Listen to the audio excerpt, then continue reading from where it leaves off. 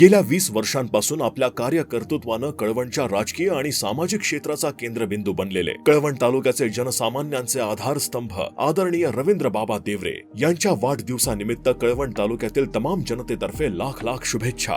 जनसामान्यांचे नेतृत्व, अपराजित योद्धा रवींद्र बाबा देवरे यांच्या जीवनपटाचा उत्तर महाराष्ट्र न्यूज नेटवर्कनं घेतलेला एक लेखाजोखा। कुठलाही राजकीय वारसा नसताना सन 2000च्या दरम्यान मजूर संस्था निवडणुकीत बिनविरोध निवडून आलेल्या रवी बाबांनी त्यानंतर राजकारणात मागे वळून बघितले नाही। या दरम्यान त्यांनी नाशिक जिल्हा मजूर फेडरेशनचे उपाध्यक्ष, राज्य प्रतिनिधी या पदांवर काम केले। यानंतर सन 2002, 2007, 2012 या तिन्ही निवडणुकीत जिल्हा परिषद निवडणूक जिंकत विजयाची हॅट्रिक केली। अशी हॅट्रिक करणारे ते एकमेव सदस्य। या दरम्यान काम करताना त्यांनी जिल्हा परिषदेच्या सभा गाजवल्या आणि सर्वसामान्य माणसांना न्याय देण्याचे काम केले। म्हणून राष्ट्रवादी काँग्रेस पक्षानं त्यांना सन 2004 मध्ये जिल्हा परिषदेत अर्थ व बांधकाम सभापती पद दिले। या काळात बाबांनी जनसामान्यांचे प्रश्न मार्गी लावत स्वतःचे नेतृत्व सिद्ध केले। यामुळे दाढीवाला बाबा नाशिक जिल्ह्यात लोकप्रिय झाला। मात्र लोकप्रियता शिखरावर चढली की विरोधक वाढतात, याचा सामना बाबांच्या वाट्याला आला। पण कुठल्याही परिस्थितीत न झुकणाऱ्या बाबांनी स्वतः पर्याय शोधला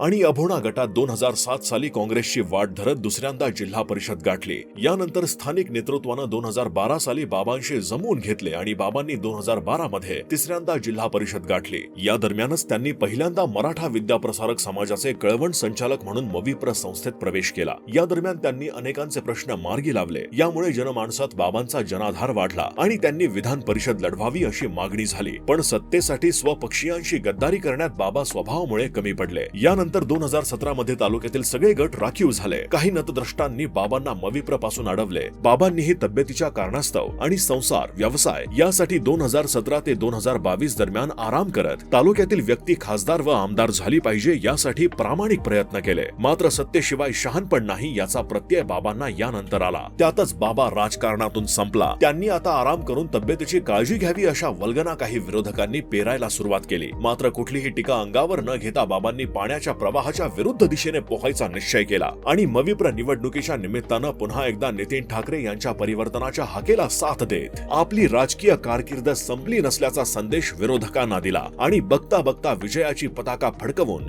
ते मविप्रत परिवर्तनाचे साक्षीदार झाले। सर्वसामान्य कार्यकर्त्यांनी बाबांना विजयाची भेट दिली। बाबा म्हणजे सरळ आणि स्पष्ट बोलणारा माणूस। सर्वसामान्य लोकांना दवाखान्यात आणि पोलीस स्टेशनमध्ये सहज भेटणारा मदतगार माणूस म्हणजे लोकनेते आदरणीय रवींद्र बाबा देवरे। वरवर कठीण दिसणारा, आवाजात जबर असणारा आणि आतून हळवं बाप मन असणारा माणूस म्हणजे आदरणीय रवींद्र बाबा देवरे। सर्वसामान्यांचे मार्गदर्शक, कळवण तालुक्याचे आधारस्तंभ आदरणीय रवींद्र बाबांना वाढदिवसाच्या मनपूर्वक शुभेच्छा। आई सप्तशृंगी बाबांना उदंड आणि निरोगी आयुष्य देवो हीच प्रार्थना।